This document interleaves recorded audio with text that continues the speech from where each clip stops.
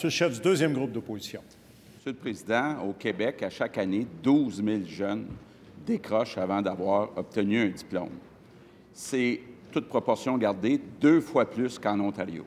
Pourquoi?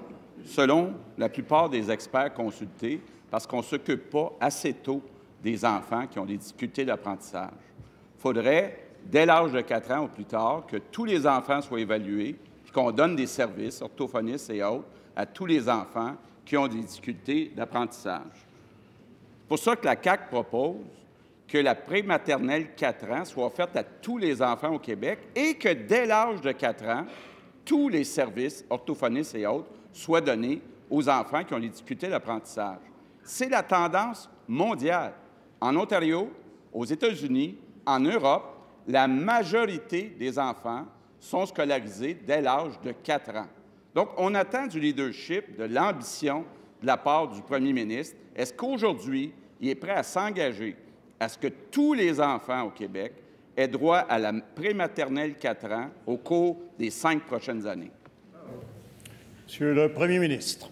Non, je remercie le collègue pour la question très pertinente, parce que la question de la persévérance scolaire, il l'a dit l'autre jour, et je suis d'accord avec lui, c'est une des façons de contrebalancer notre démographie qui n'est pas la plus vigoureuse, du moins pas autant qu'on le souhaiterait.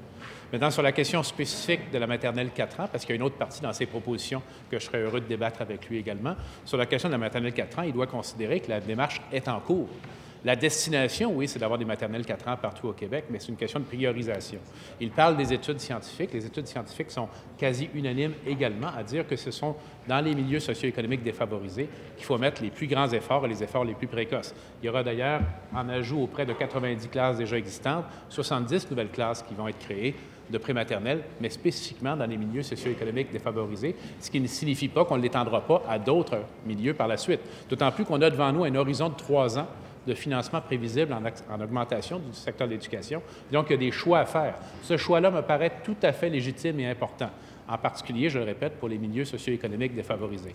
Donc, oui, à la destination ultime, mais j'aimerais, comme nous, qu'il constate que les mêmes études scientifiques qu'il cite également sont unanimes quant à la question de la priorisation des milieux socio-économiques défavorisés. Première complémentaire, Monsieur le chef du deuxième groupe d'opposition. Monsieur le Président, soyons bien clairs. Le premier ministre nous dit qu'il va ouvrir des classes de prématernelle 4 ans. C'est pas ça que je lui demande. Est-ce qu'il est prêt à s'engager aujourd'hui à ce que tous les enfants au Québec aient accès à la prématernelle 4 ans, comme c'est le cas en Ontario, aux États-Unis, en Europe? Est-ce qu'il est prêt à prendre cet engagement-là sur une période de 5 ans, oui ou non? Monsieur le premier ministre. C'est déjà l'orientation dans laquelle on est engagé. Parce que, oui, il y a 70 nouvelles classes cette année qui s'ajoutent à 90 classes. Donc, ça ne commence pas, c'est déjà commencé. Alors, ce qu'il faut, c'est étendre ça dans tout le Québec, mais, je répète, en priorisant nos premiers investissements dans les milieux socio-économiques défavorisés. Je suis d'accord avec lui. On peut scolariser les enfants plus tôt et dépister les problèmes plus précocement et intervenir plus précocement également, ce qui signifie particulièrement, entre autres, la prématernelle ou la maternelle plutôt dès l'âge de 4 ans. Allez, on est sur le même objectif, sur la même priorité. La seule différence, c'est l'étalement dans le temps, parce que le collègue parle de 5 ans. Moi, je pense qu'on peut y arriver, mais il faut maintenant mettre le plus d'actions possible, le plus d'argent possible dans les milieux socio-économiques défavorisés. Mais je voudrais également qu'on discute de tout ça dans la politique de réussite éducative. Deuxième complémentaire, Monsieur le chef du deuxième groupe d'opposition. Monsieur le Président, là, tout le monde a entendu là, que le premier ministre veut ouvrir 70 classes, mais jamais le premier ministre a ouvert la bouche pour dire « je m'engage » à ce que tous les enfants au Québec aient accès à la prématernelle 4 ans d'ici 5 ans. C'est ça que je lui demande. C'est une question de choix. C'est son choix. Est-ce qu'il est prêt à faire ce choix-là pour nos enfants? S'il vous plaît. Monsieur le premier ministre. Alors, c'est les enfants de tout le monde, puis on veut tous qu'ils réussissent et qu'elles réussissent le mieux possible. Je pense qu'on est tous d'accord là-dessus.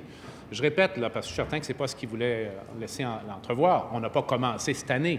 Il va y avoir un total de 160 classes de maternelle 4 ans. Ça fait plusieurs années que c'est en cours et il faut continuer de le faire. Maintenant, la discussion qui aura lieu à la faveur de la mise sur pied d'une politique de réussite éducative va être une question d'allocation de ressources également. Compte tenu des nouvelles ressources qui vont se présenter, qu'est-ce qui est prioritaire? Et je l'engagerai, lui, à faire ce choix. S'il me dit, je vais laisser tomber la prolongation de 2 ans du calendrier scolaire qui coûte 250 millions pour concentrer toutes les ressources sur le maternelle 4 ans, je pense que c'est un choix qui se justifie amplement.